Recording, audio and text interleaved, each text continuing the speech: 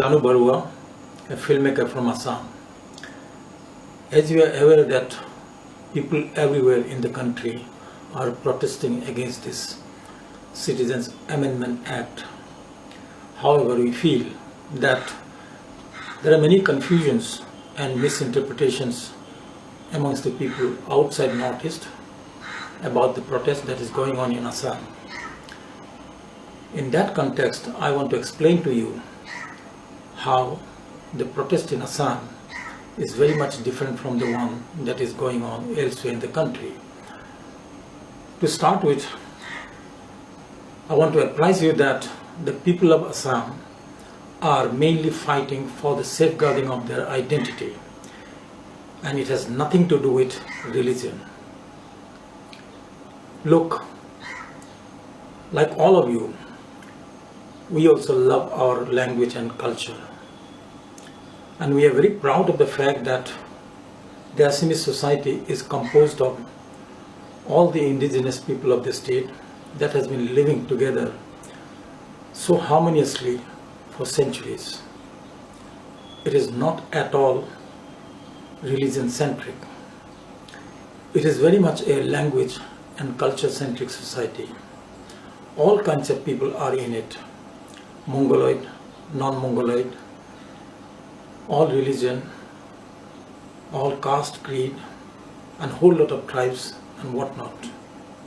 And this diversity is the most profound, unique identity for the people of Assam. And we are very proud about it. And we surely don't want to see it getting extinct in years to come at any cost.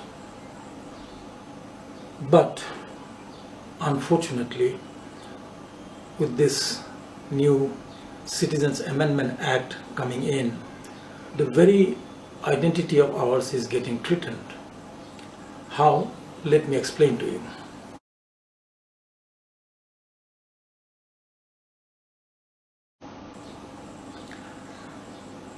As you may remember, the Assam movement of the 80s on the foreigners issue, which went on for 6 years and ended with the signing of the Assam Accord.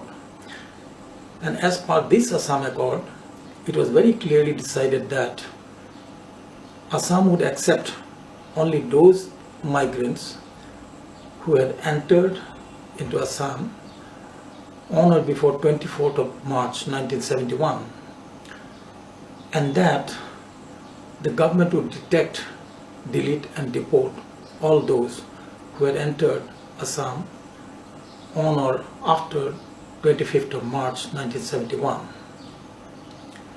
But this new Citizens Amendment Act is saying no. Assam has to accept migrants of another 43 years, that is all those who had come into the state on or before 31st of December 2014. And the people of Assam are saying, no, we cannot accept that. If we accept that, that will be the end of our language and culture. And that's the protest. Now I want to show you some charts which may make you understand the issue better. The first one is on population. Mind you, it's not my figures, it is census figures. Here you can clearly see that as per 1971 census, Assamese speaking people were 60.88%. And in 2001 census, it has come down to 48.81%, a drop of 12%. On the other hand, Bengali speaking people had shot up during this period by almost 8%, which means an additional more than 20 lakhs got added. Obviously, this additional 20 lakhs were all Bangladeshi migrants, and Assam has accepted them. And mind you, this protest is not at all anti-Bengali. The people of Assam are concerned about the problem of the foreigners coming in and outnumbering the indigenous people of the state, like it happened in Tripura. And obviously, Assam doesn't want to become another Tripura. Now let's see another chart, the future projection. If this act is enforced. This shows the projection for the next 3 censuses. If the Citizen Amendment Act is not enforced, this figure of illegal migrants would be 0, and Assamese would feel safe as it shows here. Now we don't know this figure of illegal migrants, which government wants to give citizenship to. Some says the figure is lakhs, some says it is crores, some says very insignificant, but no one knows the exact figure. All we know that it is not a negligible figure, and also we know that all of them are Bangladeshi migrants. Lately, a PTA report says that on 11th of December, when the bill was being debated in the Rajya Sabha, the government kept referring to this figure as lakhs and crores. If that is so, it's quite scary. Anyway, forget crores, take 1 crore. Let's see how it changes Assam's demography. Here it is.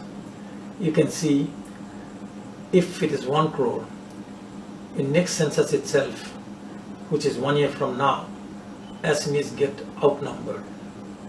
Forget 1 crore, say 70 lakhs. See, even with 70 lakhs, Assamese get outnumbered in this coming census of 2021 itself. Let's say 60 lakhs. With 60 lakhs, Assamese get outnumbered by 2031 census. Say 50 lakhs. Then also Assamese get outnumbered by 2041 census. So one has to admit that the fear is very genuine. In this world, no community wants to be outnumbered in their own place. Now, also at times the government keeps making a vague statement that Assam should not worry, since it's a national problem, all these migrants will be distributed all over the country. Fine. If that happens, nothing like it. I have another chart. This shows the percentage of India's land occupied by each state. Here are the percentages. Here please note that minus the Sikh schedule, Assam occupies only 1.67% of India's land. And now, if the migrants are distributed all over the country, here are the share of burden accordingly. If the illegal migrants are nil, share of burden also are nil for everyone. But if it is 1 crore, let's see what happens. Here, if it is 1 crore, then Gujarat has to take 6 lakhs, Maharashtra has to take 9 lakhs 45,000, Rajasthan has to take 10 lakhs 51,000, and accordingly the other states. Now the question is, will any of the states be prepared to take the migrants accordingly? As we know, none of the states will be prepared to take them. Now the next question, when the entire rest of the country is not prepared to take them, how can one impose the entire burden on Assam when Assam has already taken more than 20 lakhs in the past, and when Assam minus the Sikh schedule occupies only 1.67% of India's land? Now the big question, is it fair? Moreover, as I said, the Assamese society is composed of all the indigenous people of the state. That way, this act is a huge violation to the United Nations Declaration on the Rights of the Indigenous Peoples, particularly Article 12, Article 13, Article 26 and Article 31. And mind you, India is a prime signatory to this declaration.